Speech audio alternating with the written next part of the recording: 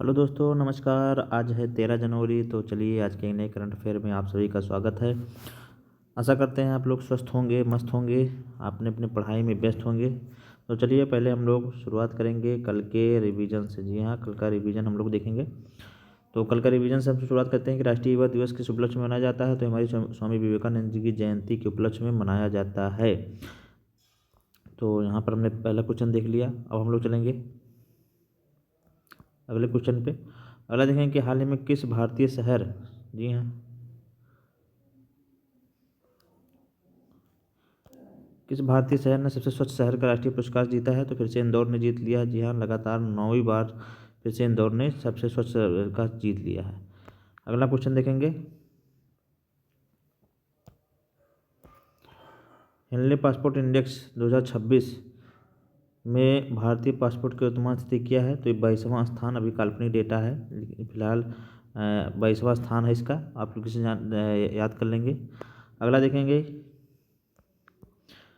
रक्षा मंत्रालय ने हाल ही में किस मिसाइल प्रणाली के उन्नत संस्करण के परीक्षण को मंजूरी दी है। तो ब्रह्मोस एनजी के नेक्स्ट जनरेशन के, यहाँ ब्रह्मोस सेकंड जनरेशन के इसको दी है।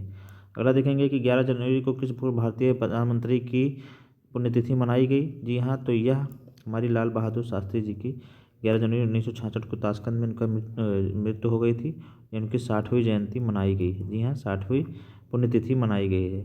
उन्होंने जय जवान जय किसान का नारा भी दिया था, इसे आप लोग याद रखिएगा। अगला देखेंगे, भारतीय सेना ने हाल ही में किस स्वदेशी रॉकेट सिस्टम को अनुबंध के रूप में अंतिम रूप दिया। तो ये सूर्यास्त्र रॉकेट सिस्टम है। जी हाँ, सूर्यास्त्र रॉकेट सिस्टम है और यह पहला universal multi calibre rocket launcher है। इसे भी आप लोग याद रखिएगा। वन लाइनर का रिवीजन हम लोग देखेंगे कल का। तो बिल फॉर पीस 2026 सैन्य अभ्यास किस देश ने आयोजित किया। तो ये साउथ अफ्रीका ने आयोजित किया। परमाणु ऊर्जा नियामक बोर्ड का अध्यक्ष किसे नियुक्त किया गया। तो AK बाला सुब्रमण्यम को। डीप टेक स्टार्टअप नीति शुरू करने वाला पहला राज्य कौन है। तो तमिलनाडु है, तमिलनाडु ने है। राष्ट्रपति द्रौपदी मुर्मू के जीवन पर आधारित अग्नि सरसुलो विका सिंचिना कमलम द्रौपदी मुर्मू किसके द्वारा लिखी गई। तो यार लक्ष्मी प्रसाद जी के द्वारा। अगला देखेंगे, नलों के माध्यम से पीने योग्य पानी उपलब्ध कराने वाला पहला शहर कौन बना। तो ये उड़ीसा का पुरी बना है। हर राष्ट्रीय युवा दिवस हर साल किस तारीख को मनाया जाता है। तो ये 12 जनवरी को मनाया जाता है। तो ये हमारे कुछ रिवीजन थे कल के जो हमने कर लिए। अब हम लोग चलेंगे आज के पहले सवाल पर। जी हाँ, आज का पहला सवाल हम लोग डिस्कस करेंगे। सवाल डिस्कस करने पहले आपको बता दूं कि CS विद प्रेम की यूट्यूब चैनल पर आपको आप कम्पिटिटिव एग्जाम से संबंधित हर प्रकार के क्लास यहाँ पर उपलब्ध कराए जा रहे हैं। आपको GS का क्लास थ्योरी के सेगमेंट में, साथ ही साथ NCERT 6 से लेकर 12 तक के MCQ और प्रैक्टिस सेट आपको होमगार्ड और UP पुलिस के प्रैक्टिस सेट भी करवाई जा रही है। और UP स्पेशल जल्दी हम लोग लेकर आएंगे। और यहाँ पर डेली आपको करंट अफेयर की क्लास डेली इसमें कराई जा रही है। इसमें आपको UP स्पेशल, आपका देश विदेश के सारे करंट अफेयर इसमें और प्लस स्टैटिक GK का भी पोर्शन कराया जा रहा है।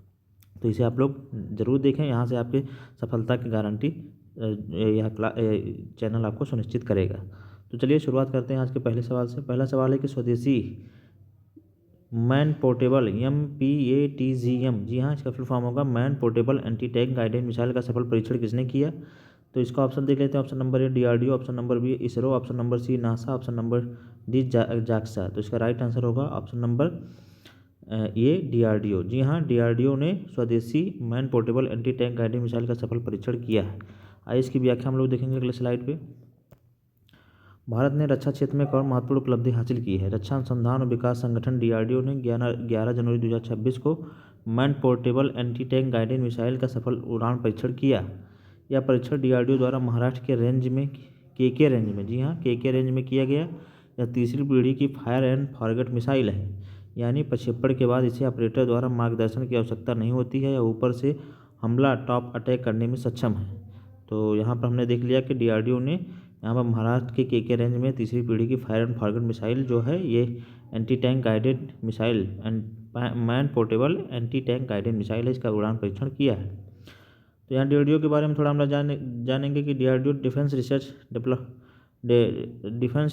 डेवलपमेंट ऑर्गेनाइजेशन, इसकी स्थापना 1 जनवरी 1958 को हुई थी।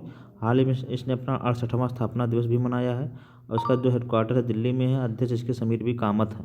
और इसका जो ध्येयवाक्य है बलिष्यम मूलम विज्ञानम, इसे भी आप लोग याद रखिएगा। और हाल ही में भी DRDO ने पिनाका जो रॉकेट लॉन्चर था इसे लॉन्च किया है। और एक परले क्वासी बैलिस्टिक मिसाइल थी, इसे भी इसने लॉन्च किया है, इसे भी आप लोग याद रखिएगा। अगला क्वेश्चन हम लोग देखेंगे, जी हाँ, जो कि पूर्वोत्तर राज्यों से संबंधित है।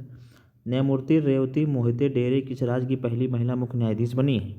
इसके ऑप्शन दे लेते हैं। Option number A Sikkim, option number B Tripura, option number C Meghalaya, option number D Assam. तो ये इसका राइट आंसर होगा ऑप्शन नंबर सी मेघालय। जी हाँ, न्यायमूर्ति रेवती मोहिते डेरे किस राज्य की महिला मुख्य न्यायाधीश बनी है? तो यह मेघालय की बनी है। जी हाँ, कहाँ की बनी है? मेघालय की बनी, इसे आप लोग याद रखिएगा।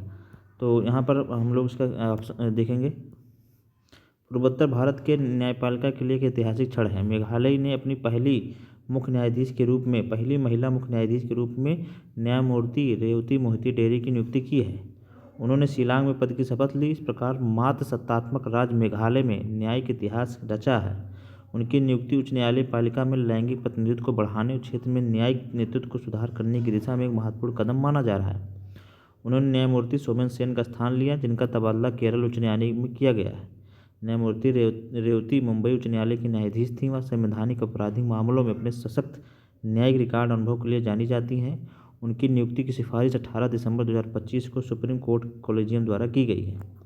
और हाई कोर्ट मुख्य न्यायाधीश नियुक्ति की बात कर लेते हैं। संविधान में तो यहाँ अनुच्छेद 217 और 224 में वर्णित है, जिसमें कहा गया है कि राष्ट्रपति द्वारा इसकी नियुक्ति अनुच्छेद 217 और 224 द्वारा की जाती है, जिसमें राज्यपाल और मुख्य न्यायाधीश के परामर्श शामिल होता है।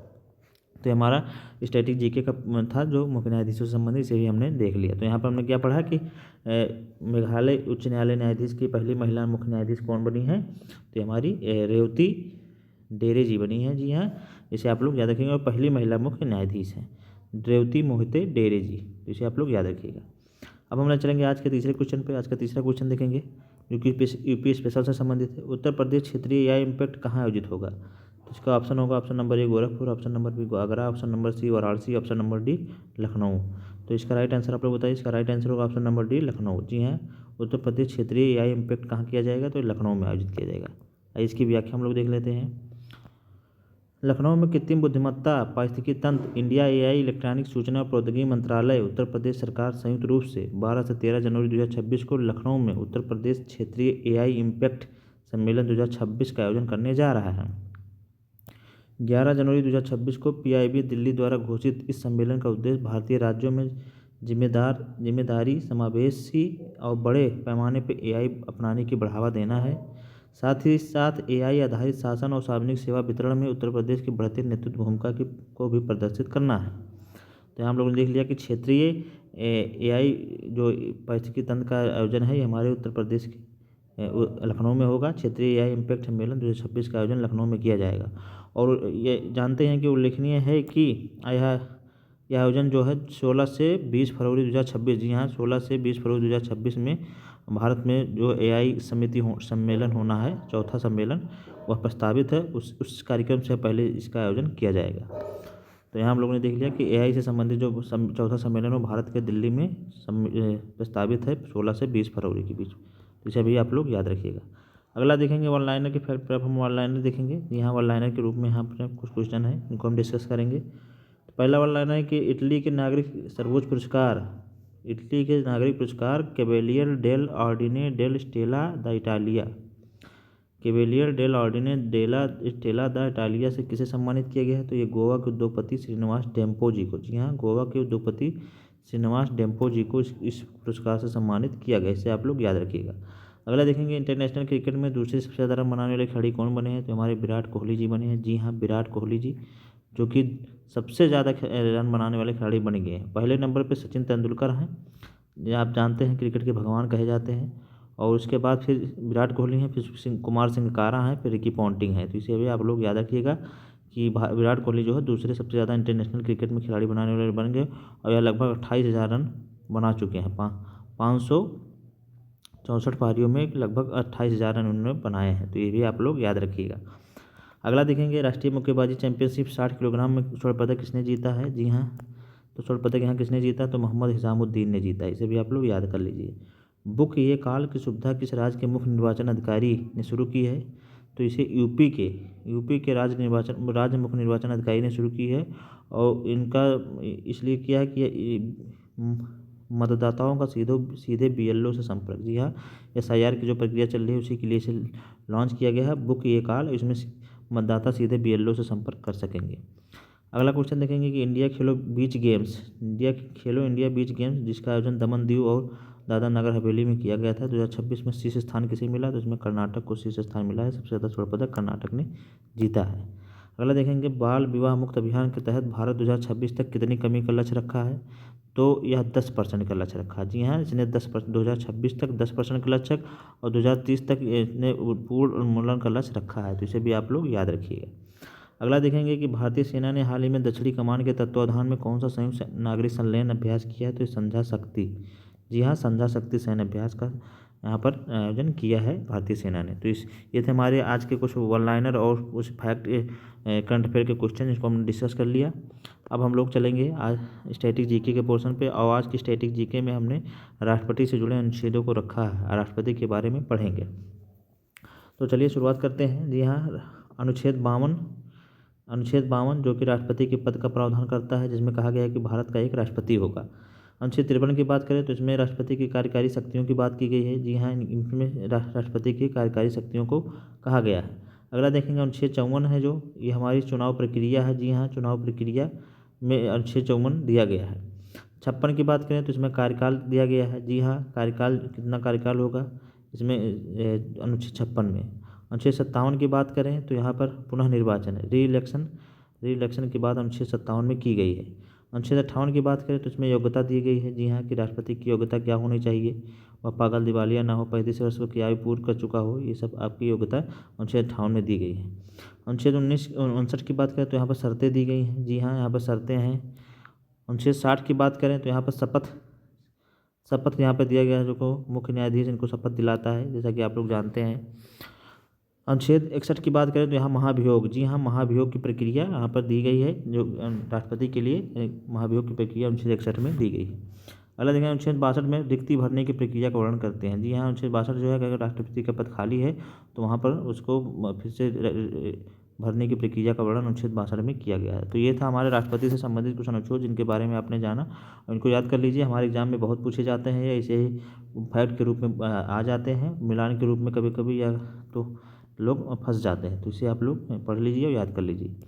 अब हम चलेंगे आज के लास्ट सेगमेंट पे। जी हाँ, क्वेश्चन ऑफ द डे में, और आज के क्वेश्चन ऑफ द डे में हमने सवाल रखा है कि पहला AI सम्मेलन कहाँ हुआ था। जी हाँ, पहला AI सम्मेलन कहाँ हुआ था। Option number A Bletchley Britain, option number B South Korea, option number C Paris France, option number D Albania. जी हाँ, अभी चौथा AI सम्मेलन जो है हमारे भारत में होने वाला है फरवरी में। तो आपको बताना है कि पहला AI सम्मेलन कहाँ हुआ था। तो इसका राइट आंसर आप लोग हमारे कमेंट बॉक्स में दीजिएगा कि पहला AI सम्मेलन कहाँ हुआ था। तो आज की क्लास आप लोगों को कैसी लगी आप लोग ज़रूर बताएं हमारे इस कमेंट बॉक्स में। और हमारे इस चैनल GS विद प्रेम किस यूट्यूब चैनल से आप लोग जुड़े रहें। यहाँ पे हर प्रकार की क्लास कराई जा रही है आपको। इधर जितने भी एग्ज़ाम होने वाले हैं, UP SSC, UP PCS, साथ ही साथ SSC GD, home guard, police, junior assistant, लेखपाल, सभी एग्ज़ामों के लिए बहुत इंपॉर्टेंट है। UPSI, जितने भी एग्ज़ाम इधर होने वाले सबके लिए बहुत इंपॉर्टेंट है। यहाँ पे आपको करंट अफेयर की क्लास 6 से लेकर 12 तक NCERT के MCQ भी उपलब्ध कराए जा रहे हैं। साथ ही साथ आपको प्रैक्टिस सेट UP पुलिस और होमगार्ड के लिए भी हमारी एक प्रैक्टिस सेट आपको उपलब्ध करा दी गई है 50 क्वेश्चन की। आप उसे जाके हमारे उसमें प्लेलिस्ट में देख सकते हैं। और साथ ही साथ आपको थ्योरी सेगमेंट में भी क्लास कराई जा रही है। विज्ञान विषय के 3 वीडियो आपको अपलोड कर दिए गए हैं। जल्दी हम लोगों चौथा वीडियो अपलोड करेंगे। तो आप लोग को यह वीडियो कैसा लगा, ये क्लास आप लोगों को कैसी लग रही है, आप लोग हमारे कमेंट बॉक्स में ज़रूर बताएं। ज़्यादा से ज़्यादा लोगों तो हमारे जोड़ें, और हमारे चैनल को सब्सक्राइब करना बिल्कुल ना भूलें। साथ ही साथ बेल आइकन भी दबाएं ताकि हर क्लास की नोटिफिकेशन आप लोगों को मिलती रहे। तो चलिए फिर हम लोग मिलेंगे एक नए क्लास में, एक नए सेगमेंट, एक नए करंट अफेयर वीडियो के साथ। पढ़ते रहिए आप लोग, मस्त रहिए। नमस्कार, जय।